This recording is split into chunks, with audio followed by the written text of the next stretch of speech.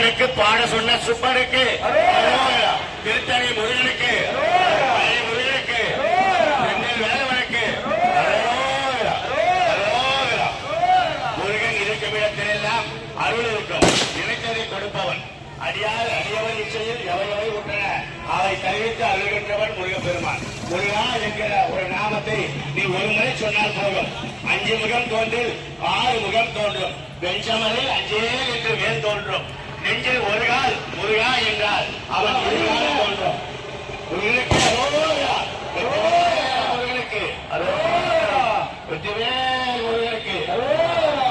சூரபத்மன் எல்லாம் நான் தான் என்ற 108 யுகங்கள் 1008 அண்டங்களை ஆளக்கூடிய மகாசக்தியை சிவபெருமானிடத்திலே வாங்கியவன். ஆனால் வரம் கொடுத்தவனுடைய மகனிடத்திலே போர் செய்ய துணிச்சலாக ஆணவத்தின் உச்சத்தில் நின்று போரிட வந்து விட்டான். மானம் கெட்டவனே என்றெல்லாம் கூட தேவர்கள் அவனை இச்சித்து பார்த்தார்கள்.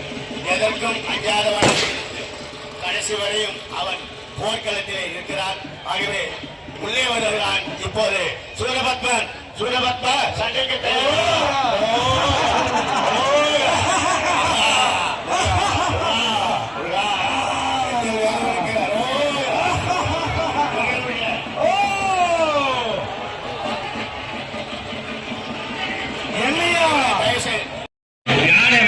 நமக்கெல்லாம் அருளை பாலிக்கின்ற அறியாமை ஓட்டுகின்ற அந்த வெற்றிவேல் வீரவேல் ஞானவேல் சக்திவேல் இப்போது புறப்பட்டு சூரபத்மனை நானா நீயா என்று போராடி கொண்டிருந்த சூரபத்மன் இப்போது உள்ள முருகப்பெருமான் இன்னும் கேட்டவாங்க முருகப்பெருமான்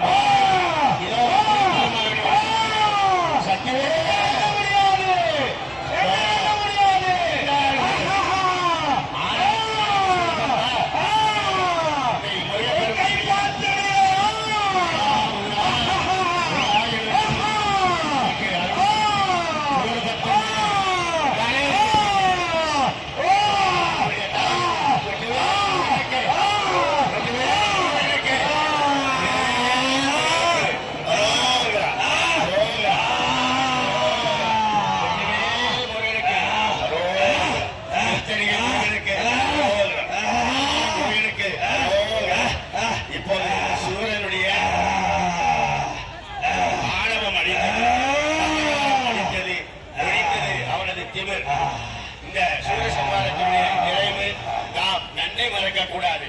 வரம் கொடுத்தவருடைய மகனோடு போராடி முருகனுடைய கருணை அவனை ஆட்கொள்கிறது.